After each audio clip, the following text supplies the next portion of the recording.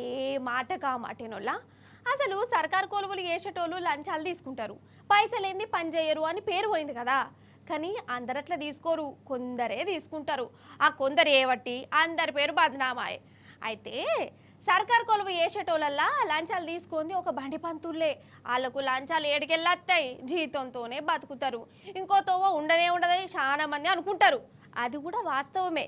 కానీ ఒక head master sir చరిత్ర తిరగరాసిండోళ్ళ టీచర్లు కూడా లంచాలు ఎందుకు తీసుకోవద్దు, వాళ్ళకెందుకు ఛాన్స్ ఉండద్దు అని ఆడ ఛాన్స్ లేకున్నా ఛాన్స్ తీసుకున్నాడు. ఆఖరికత్త ఏమైందంటే అగో ఇప్పుడు మనం కొత్తగూడెంలో ఉన్న సర్కార్ బల్లున్న మళ్ళా వారెవ్వా అగో హెడ్ మాస్టర్ సారు రాముడు మంచి బాలు లెక్క ఎంత మంచి కూర్చున్నాడో చూడు.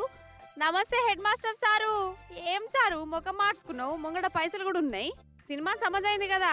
ఈ హెడ్ మాస్టర్ సారు లంచగొండి సారు. సారు వారు తోటి ఇంకో సార్ కాడ లంచం తీసుకున్నాడు. అయితే ఈ స్కూల్లో 3 నెలల మందం కరాట నేర్పించేందుకు కరాట సార్ వచ్చిండోళ్ళ 3 నెలలు నేర్పించిండు. సెంటర్ నుంచి 30,000 రూపాయలు కూడా వచ్చినాయి. ఆ పైసలు ఆ హెడ్ మాస్టర్ ఖాతాన పడ్డాయి. మరి అవి వచ్చినట్టు ఆ కరాట సార్కి ఇవ్వాలన్నా అద్దా? ఆ పైసలు నీకు ఇవ్వాలంటే నాకు లంచం ఇవ్వాలని పెట్టిండట. 20,000 లంచం ఇస్తే 30,000 జీతం ఇస్తాడట. ఇక చెప్పురి కథ. అంటే 10,000 కోసం 20,000 లంచం అన్నట్టు. ఎంత అన్యాయం వల్ల. కరాట సార్కు కోపం వచ్చింది. ఏసీబీ ఆఫీసర్లకు చెప్తే వాళ్ళు హెడ్ మాస్టర్ సార్ను గిట్ల దొరకబట్టిండు. పిల్లలకు మంచిగా బుద్ధులు నేర్పాల్సిన పంతులు కూడా లంచాలు తీసుకోవచ్చే. ఇక లంచాలంటే యాదకొచ్చింది ఇంకోటి కూడా గిసోటిదే చూడురోలా. ఉత్తరప్రదేశ్ రాష్ట్రంలో ఒక పోలీస్ సారు లంచం తీసుకుంటుంటే ఏసీ బోల్ వచ్చిరు. ఇక ఏసీ బోలను చూసుడుతోనే ఆ పోలీస్ సారు పీటీ ఉషాల కురుకుడు పెట్టిండోలా.